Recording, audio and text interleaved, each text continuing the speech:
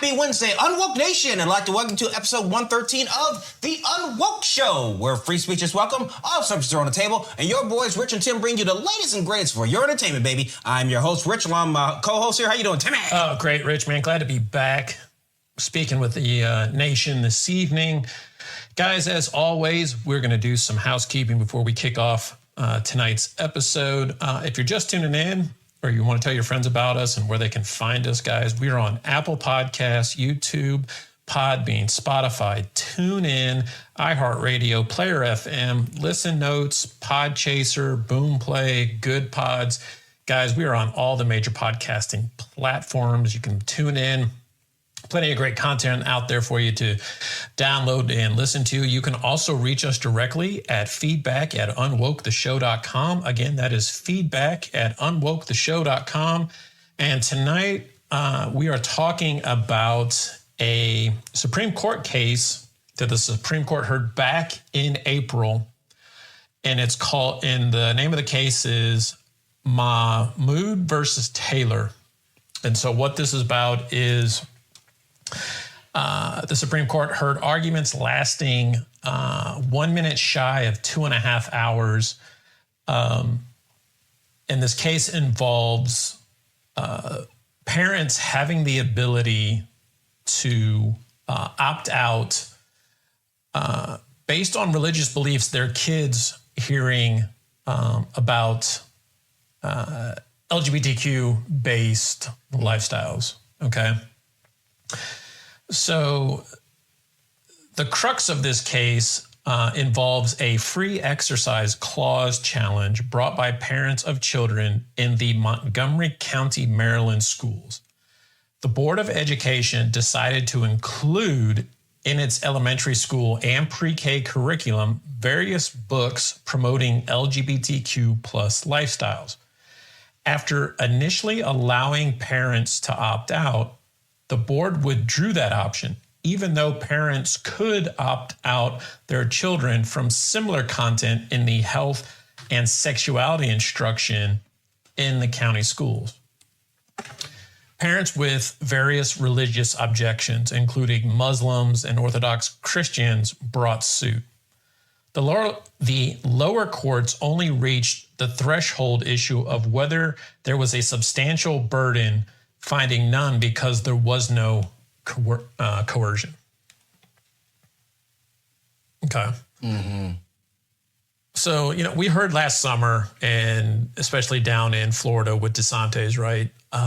Going through, and It's one of the first states to do that, isn't it? yeah, because he got into a pissing contest with Disney. Mm-hmm. This is about allowing parents who don't agree based for religious reasons to, have their kids not hear about, these certain lifestyles, right? Right. You can imagine whether it's transgenderism, am I straight, am I gay, am I bi, am I asexual, pansexual, whatever the current terms of that kids are either hearing or saying today. Right. So why this is important, because again, this is based on religious beliefs at this point. Yeah. Okay. So the question really is, was there enough? Should you have the free exercise claim, or should the free exercise claim be evaluated under Smith's rational basis, or because the policy lacked neutrality or general applicability under strict scrutiny, and who should prevail under the applicable test? It was largely believed that the justices are more than likely going to side with the parents in this capacity. So the way I look at it is it goes not only just from the religious perspective, but it reminds me of the what was it, about 3-4 years ago, when it came down to the gubernatorial race in the state of Virginia, and the guy who was at the time was the incumbent and all. So one of the biggest topics where it didn't have to do with the economy or anything like that in that state, but actually had to do with the education system. Right. And one thing that actually, I think his name was Euclid, who is now the current governor. One thing I think that helped with that, because parents were very much concerned about what their kids are being taught. Mm-hmm. And I think the biggest mistake that the incumbent at that time for the state of Virginia made is when he made a statement or basically stating that, parents have no right to talk about or should have a say-so when it comes to their kids' education. Mm-hmm. Well, Virginians didn't like that too much. And Euclid definitely believed that was something important in that, and therefore he ended up actually winning that election. So for a state or for people who out there are paying taxes into their local school systems, I think they should definitely have some type of say-so in education. But even more so in this particular case where they don't want their kids to be taught this type of stuff because of religious reasons, or maybe just for whatever their own moral being or whatever that, and they should be able to, at least in my opinion, they should be able to opt out of those things. There's parents out there that don't want for some may feel a very uncomfortable situation of having little Susie come home and say, Dad, why didn't you check out my new book? Yeah, check out my new book, or, those different things where, and you and I have talked about this online before. Some of these books we've been hearing that are coming in front of school board systems that parents are very distraught about, are books that are talking about having oral sex, but the ages of the book is between ages 6 through 9. Mm-hmm. It's like, right. What does a kid need to know about something like that? And then you want to call it, well, it's about, sexual equality or whatever libtard word they come up with, It's just ridiculous. So I see two things here. One is school policy. Mm-hmm. And, I hate to single out Maryland, but Maryland being Maryland, right? And the other argument is... Well, explain people about Maryland, man, just in case Maryland just being another one of those libtard nations out there that's... everything's all inclusive. Everything is kumbaya. Everything is right. Right. So we're going to talk school policy, but then you're going to throw in religious exercise. Mm-hmm. Because last time I heard anything related to religious exercise was around denying based on religious beliefs and stuff, and this has been debated more times than not in the court systems over medical treatment. Mm-hmm. Okay. This is the first I've heard where we're going to talk religious exercise in an educational aspect, right? Because in religious schools, like Catholic Christian schools, you're not going to have this type of stuff. This would never be taught. Right. They're not going to talk about abortion or in the case like you're using from a medical perspective, so you have people who are Jehovah's Witnesses, and also, a lot of them, if I understand correctly, don't believe in blood transfusions and stuff. Right. And therefore, I'm sure parents who were of that particular faith probably wouldn't like that if that was taught in their science or biology classes. Exactly. So how far can school policy go versus religious exercise? Okay. It's tough because is it the kid's religious beliefs or is it the parents' religious beliefs? In this instance, it's going to be parents because kids at that age, right, let's be honest, they're not being taught, they're being indoctrinated. Yeah, you said it. I was thinking it. Yeah, and thought that. No, so it's almost like you just answered your own question, and also because if you as a parent, so you have daughters, whatever kids, so it's like there are certain things that you just would want thinking of your little girl, and also that you just don't want. It's like that she's not going to know any better, and also, but it's you as a father should be able to know. It's like, hey, I want to be able. So it's almost kind of answer your own question. It's like, yeah, totally it's going to go to the parents. What is a child who's 6 years old go sit there and say, Dad, Mom, I think I need to learn more about blowjobs. Yeah. Like, what? How do you even know about? It's like, yeah, there's going to be a science class about show and tell. What? No. There are ways to promote inclusion. Yes. Okay. And when I say inclusion, I'm not talking the far out left inclusion. Right. Okay. I'm talking about inclusion in a general sense for boys and girls in the classroom, right? It's not black and white. Nope. Okay.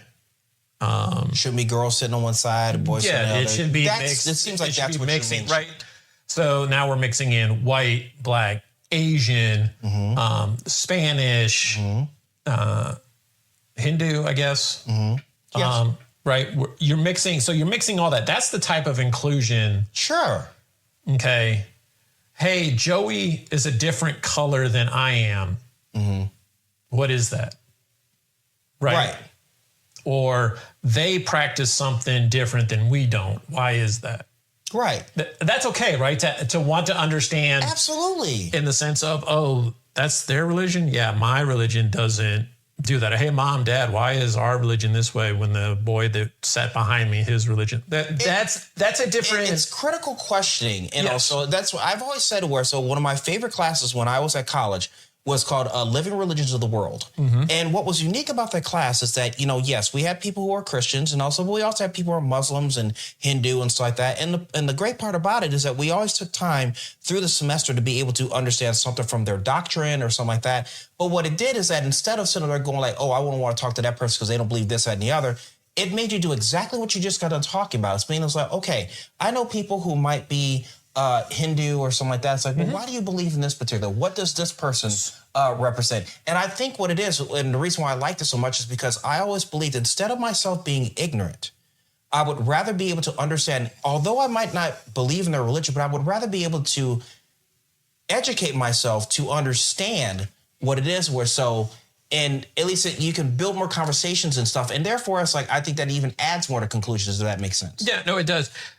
But is it the responsibility of the school to be, including this policy, or really is it the responsibility of the parents, if they choose in their own home, to discuss certain sensitive topics? Isn't there a thing where if they still have this in school where they call it like kind of like extracurricular or whatever it is, like specialty classes and stuff like that. So what do you think of this, Tim? If they had it where, let's say we have the Smiths and the Johnsons.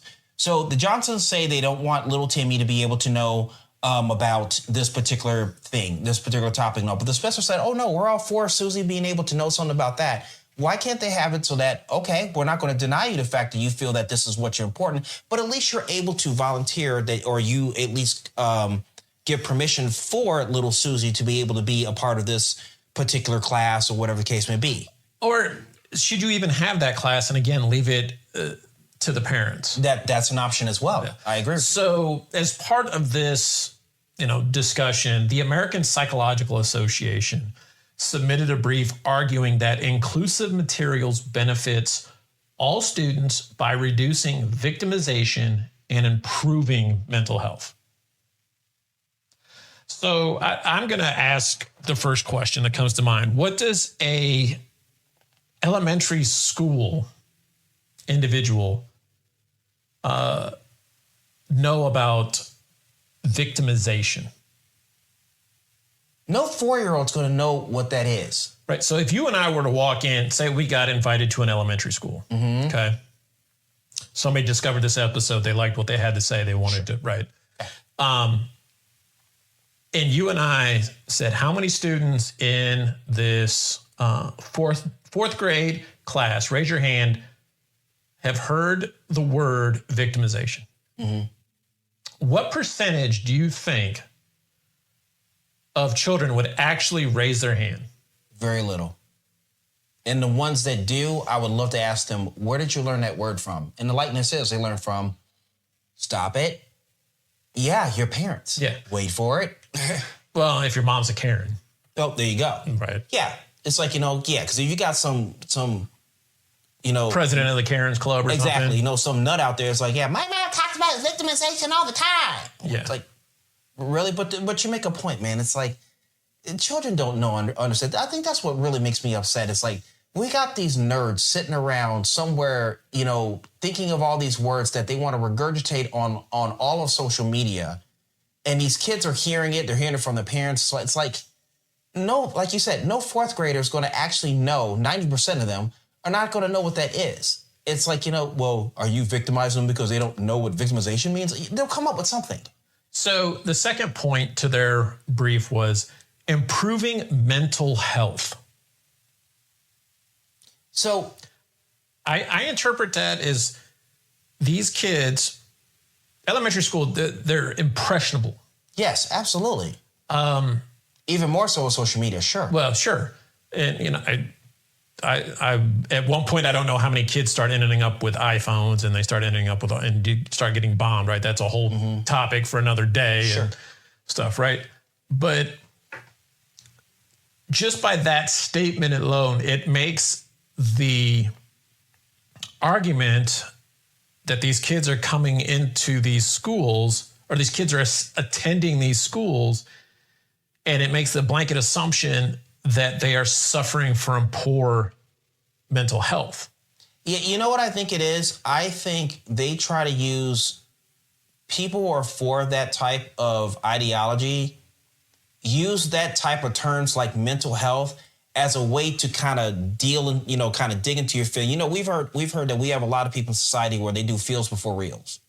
And they try to dig into it's like that. Well, it's because of the kid's mental health. There's nothing wrong with my boy. So where are you getting this crap? Like you said, you want to talk. Matter of fact, let's just think about that a word. So you're talking about it goes against to stop victimization and for mental health.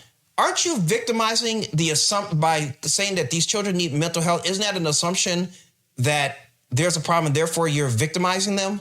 You're already saying they're a victim. Does that make sense? Yeah. So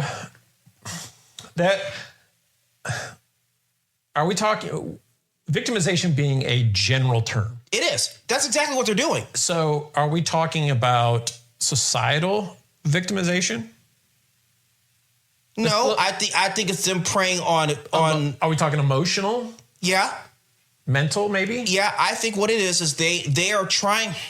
You have adults out here who are trying to put this crap down these kids' mouth and trying to basically, because as you just said previously, they're impressionable. And so what they figure is that whatever agenda they have in mind, this is the best way to do it. No, because you and I brought it up before on I think during season 1 about the one gentleman where he used to be part of the KGB. And he said the one thing about it says, if you wish to change a generation, you want to start with the children and it takes about 2 decades. Yeah. Okay. So people who have this thing that they want to sit there and say they want to we have this agenda, but we're going to put these little touchy-feely words, into it, these feeling words to make you guys accept it. So when I hear victimization, I don't think it's preventative. I think it's to reinforce. Yes. That's exactly what it is. Because to me, victimization sounds more of like a stereotype. Mm-hmm. But the thing is that you're stereotyping every kid that gets off that school bus and walks to the school. Oh, well, they might have some mental health issues. So exactly how do you explain that, Miss? So are you saying that maybe somebody who opposes whatever your school board's agenda is now could possibly being a victim or having some type of mental health because it's not for your agenda? You see what I'm going with that? So I do see where you're going with that. Or are you teaching kids victimization? There's 5 kids standing at the bus stop. A sixth kid rolls up. He's black. You instantly think he steals shit. Mm-hmm. Okay. Right.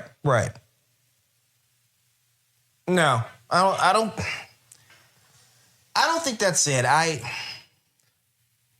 think I think they try to make this more than just, for you and I, it's like, yeah, because we grew up in a time where it's like, that was, I don't think that that's as much of an issue now.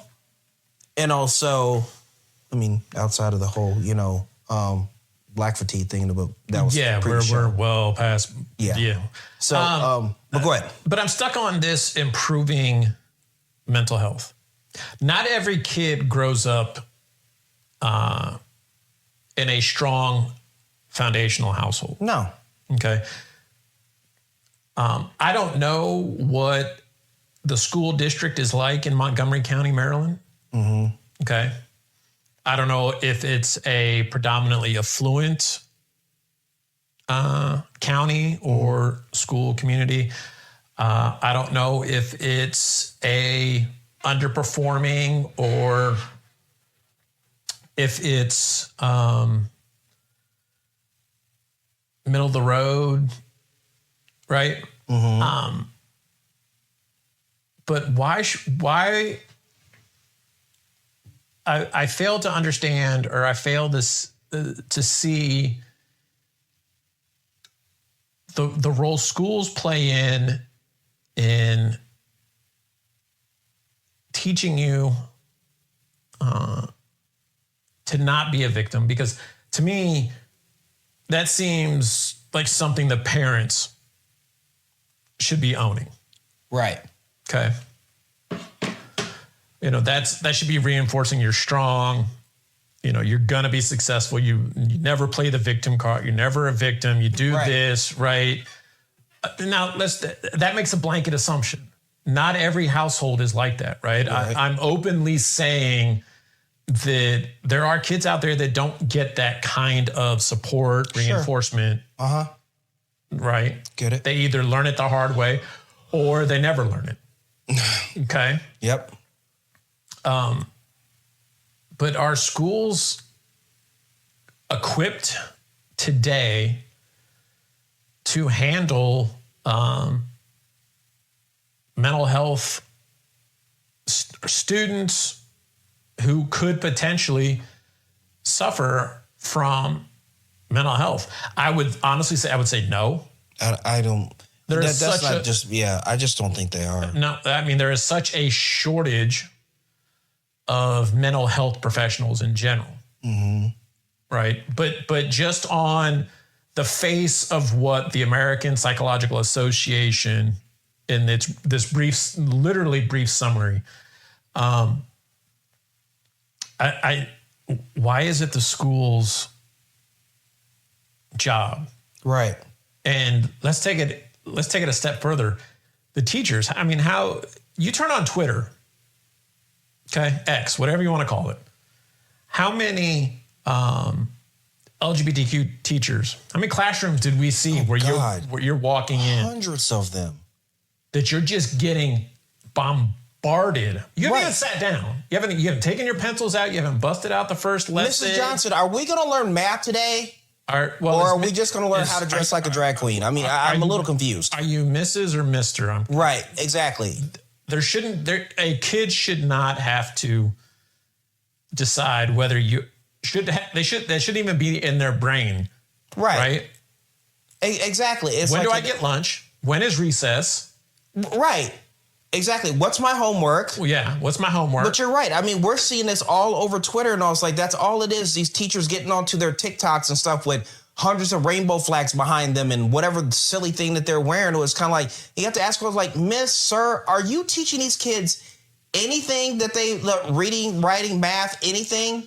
It's like, or is my kid being indoctrinated every single day to deal with what you feel?